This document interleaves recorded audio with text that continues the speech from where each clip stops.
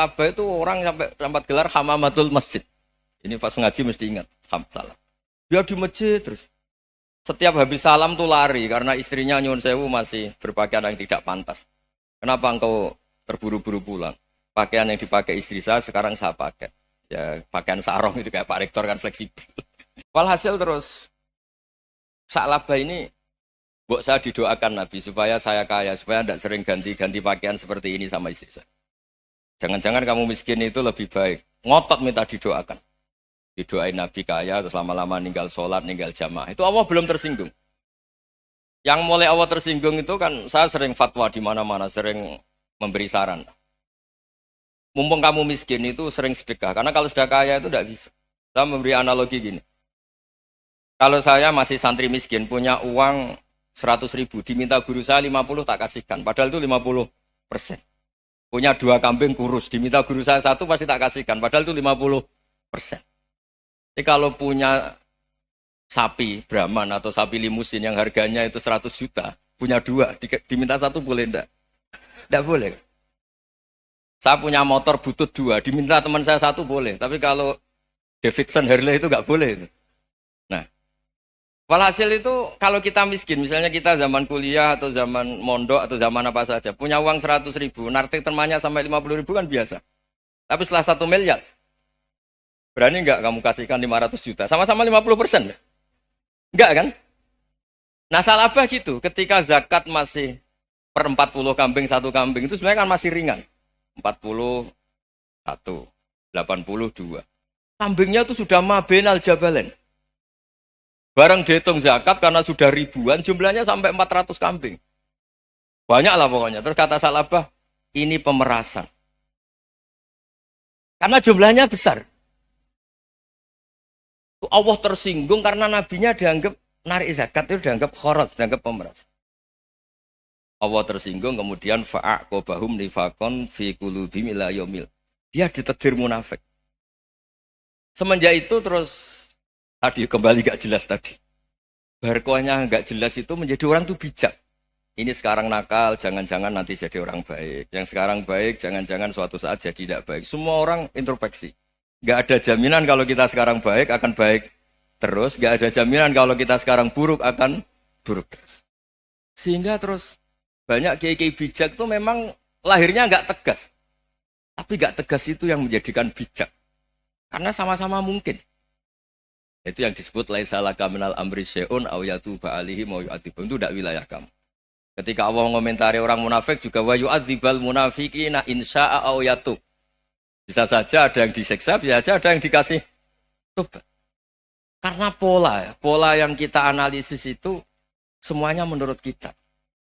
Bukan menurut kemaslahatan orang apa? Banyak. Saya punya sekian contoh cerita. Orang yang sowan kiai baik-baik, mungkin bawa gula atau salam tempel, tidak tahu lah. Itu tidak mesti jadi wali. Tapi Kalijogo yang kenal Sunan Bonang, itu kenalnya itu karena ingin begal. malah jadi wali. Nih. Tapi tidak usah dicoba. Umar itu nyari Nabi itu mau dibunuh. Tapi malah tobat jadi orang baik.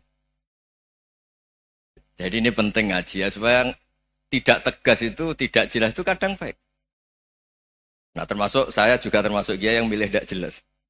Saya sering gojlok gini, Fajar Hadili ini murid-murid saya sering saya gojlok. Kalau semua sistem pendidikan kayak kampus, kayak UII, kayak UIN semuanya, itu sistem yang bagus. Karena tertib, jam kuliahnya jelas, mata kuliahnya jelas. Kalau di pesantren itu Pak Arso, itu nggak tertib. Tapi justru itu enak, ketemu di jalan orang berani tanya. Nah, ini kalau mbak-mbak misalnya menstruasi, mau belajar haid nunggu semester berapa baru tahu.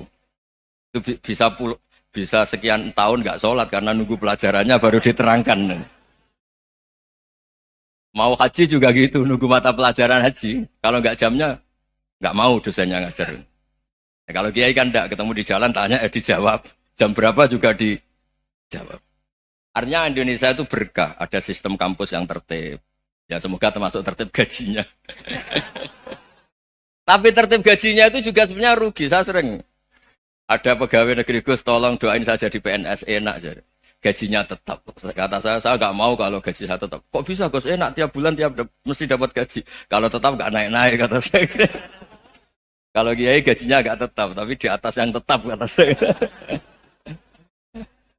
Artinya Indonesia itu berkah. Kalau semuanya pakai sistem pendidikan setertib ini, orang mau tanya khaid ya nunggu pelajaran khaid. Bab haji ya nunggu pelajaran haji. Tapi kalau ketemu kiai itu enggak. Ya pokoknya saya pernah di pasar, Gus mau tanya. Tanya apa? Anak saya sih keluar darah terus gini-gini. Padahal biasanya khaid hanya 7 hari gini-gini. Ya sudah kembalikan ke biasanya rudat ilal adat. Itu enggak usah sowan ke rumah. Juga enggak registrasi dulu, enggak daftar dulu. Ya ini enggak nyindir cerita saja. Supaya ini bukti koalisi beneran. Jadi saya yang kiai enggak tertib jam, koalisi sama yang tertib jam. Jadi kalau semuanya sistem kampus, nanti pertanyaan itu enggak bisa on time, enggak bisa setiap saat. Makanya Indonesia itu berkah. Kiai-kiai yang alim yang di jalan-jalan banyak. Juga kiai yang di kampus dokter-dokter fikih banyak. Yang nekuni ilmu umum ya banyak. Macam-macam.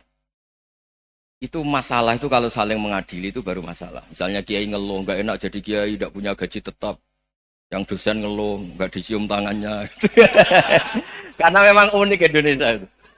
Kalau guru fikih kok dosen itu tetap enggak dicium tangannya. Karena pikirannya anak-anak itu wong sudah bayar disuruh nyium. Itu kayak di alam sadar tuh gitu. Kalau kiai itu kan anak-anak enggak bayar itu. Ya opanya cium tangan itu. Makanya kalau kiai-kiai tidak keramat bisa mati karena cium tangannya doang bisa mati itu kiainya. Ya ini cerita. Supaya saling menghormati saling menghormati. Jadi kalau makanya itu pakar-pakar akhlak ya, pakar-pakar etika peradaban. Itu tertampar betul ketika Nabi urusan ilmu itu mengabaikan itu kalau sudah urusan ilmu. Misalnya begini, ada urusan ilmu, ada mbak-mbak cantik atau ibu-ibu cantik. Itu dalam Islam itu diajarkan jangan sopan-sopan banget. Kata Nabi, karena kekuatan ilmu itu di atas kekuatan akhlak, di atas kekuatan adab. Ya nisa an-nabi lastunna ka ahadim minan nisa. Ini taqaitunna fala takhdu'na bil qaul. Faya tama'alladzi fi qalbihi maradun. Misalnya ada mbak-mbak cantik, menarik. Kemudian sopan misalnya sama Pak Fajarin sama dosen-dosen. Monggo binara. Wah itu bahaya pikirannya kemana-mana itu. Orang yang imannya pas-pasan, wih berarti mau. Maksud saya kalau cantik, menarik, ketemu di jalan, biarin aja dosennya. Mau kemana, biarin aja. Gak usah dihormatin. Kalau dihormatin, Pak mau kemana, sadarian mau bisa bahaya. Nah, biarin aja. Kalau tanya, Dek ini alamatnya mana? Cari sendiri Pak. Karena hanya dengan cara itu, si Pak dosen ini gak kepikiran. Gak ada orang suka, orang kedus itu gak akan. Tinggal sudah cantik, sopan. Wah bisa pikirannya macam-macam. Itu ilmu. Fala takhdu'na bil qaul. Kamu jangan terlalu lirih kalau ngomong. Fayat ma'alladzi fi qalbi maradun. Orang yang pikirannya masih kotor pasti berpikir yang negatif. Anda mungkin demi sopan sama dosen Anda. Tapi sejauh mana dosen Anda juga berpikir positif. Itu kan uji iman sama uji nyali. Nah, sama pejabat yang sopan sama kiai mungkin punya Alphard, punya Robicon, punya terus bawa uang banyak. Terus sama kiai cium tangan hormat. Jangan-jangan kiainya yang pikirannya macam-macam. Ini berarti bisa jadi muhibbin potensial misalnya. Nah, saya ini termasuk kiai yang pengagum ilmu. Sehingga saya sama orang yang medit, yang kikir sama saya itu saya senangnya bukan main. Kenapa? Karena kalau orang medit itu gak berhak nuntut. Tapi kalau orang lomo 1 juta minta surga, 2 juta ya minta apa? Surga. Gus, salam template. 200.000 aja kadang minta surga. Tapi kalau yang kikir-kikir ya sudah salaman tok sudah. Gak minta apa-apa, kan dia tahu diri, gak bayar kok minta. Maksud saya, Islam itu luas, dinikmati saja, Pak. Dinikmati saja. Nah itu diroya, maksudnya itu diroya. Diroya itu, kamu tahu aturan Islam itu kamu harus yakin khairihi wa syarrihi minallah. Semua itu ujian, tapi kemudian dikaji.